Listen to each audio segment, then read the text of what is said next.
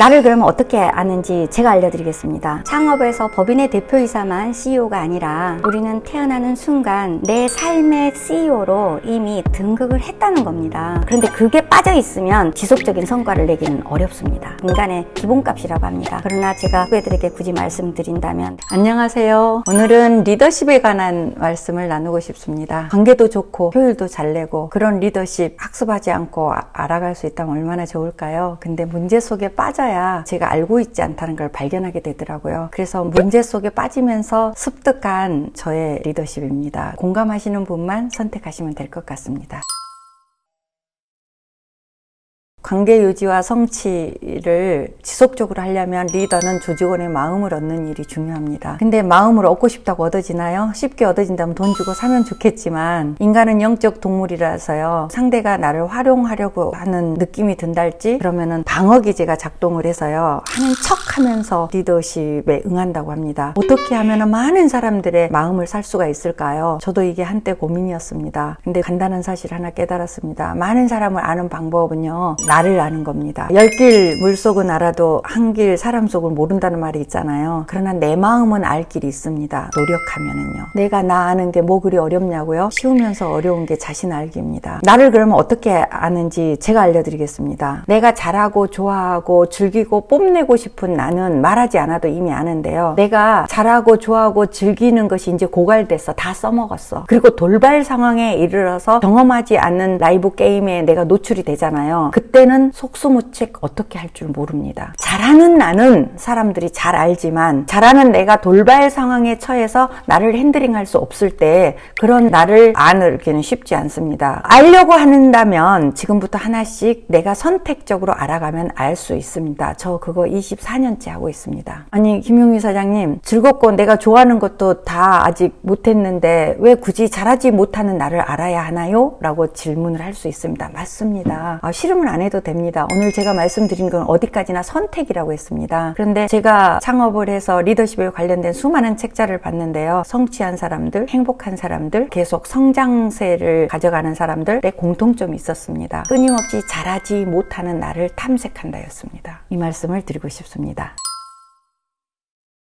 성과 창출을 하려면 조직원의 크고 작은 시행착오의 노하우가 쌓이게 하는 규칙과 룰이 리더십 전략 안에 들어있어야 된다는 말씀을 드리고 싶습니다. 조직원의 노력의 기회가 노하우로 쌓이지 않으면 일시적으로 성과를 내지만 그것이 단계별 성장으로는 연결되지 않습니다. 그럼 어떻게 하면 되냐면 조직원들은 각자가 각자의 책무에 책임의 원인으로 임해야 된다라는 말씀을 드리고 싶습니다. 왜냐하면 남의 탓을 하다 보면 답이 없다는 거예요. 그래서 각자 내 조직의 효율을 내지 못하는 건 내가 책임의 원인으로 존재하는 조직원들과의 성과 창출 게임은 쉽게 되지만 책임이 다 빠져있는 조직원들끼리의 라이브 게임은 절대로 노하우가 쌓이지 않습니다. 장기적으로 팀의 성과를 계속 유지하고 단계별로 성과를 만들어 가려면 미래의 비전 공유 없이는 불가능합니다. 왜냐하면 단기 성과 건바이건 내면서 갈등이 나오게 돼 있습니다. 이유는 내가 더 열심히 했는데 왜 보상은 이뿐이야? 보상이 적절하지 않으므로 더 열심히 하고 싶지 않다라는 이런 상황도 벌어지게 되거든요. 그런데 미래 비전을 공유하면서 이런 성과 게임을 하게 되면 크고 작은 시행착오가 학습의 도구로 작동하기가 아주 쉽습니다. 그런데 그게 빠져 있으면 지속적인 성과를 내기는 어렵습니다. 현장 중심의 리더십이 작동해야 된다입니다. 하다 보면은 단번에 결과가 나오는 게 아니라 어떤 시도를 했는데 성과가 안 나올 수도 있습니다. 그래서 성과가 안 나온 시도가 한 3번에서 4번 있고 5번째 성과가 나올 수도 있습니다. 그런데 성과가 나오지 않는 4번까지의 경험이 노하우로 이제 쌓여서 하나의 룰로 작동하게 된다면 그것은 그 조직을 살아남을 수 있게 하는 룰이 됩니다. 그래서 성공하는 룰도 하나의 규칙으로 만들어야 되지만 4번의 실패하는 경험도 하나의 강력한 룰을 만드는데 적용이 된다면 반복을 하면서 시스템을 만드는데 굉장히 유효하고요. 근데 잘 되지 않았을 때 어떻게 학습을 하면 되냐면 문제의 그 땅에서 새로운 학습법을 도출해내라 라는 말씀을 드리고 싶습니다. 저희 조직 내에서는 문제의 그 땅에서 보물 캐기라는 말을 하거든요. 문제는 보물이고 보물은 문제의 그 땅에서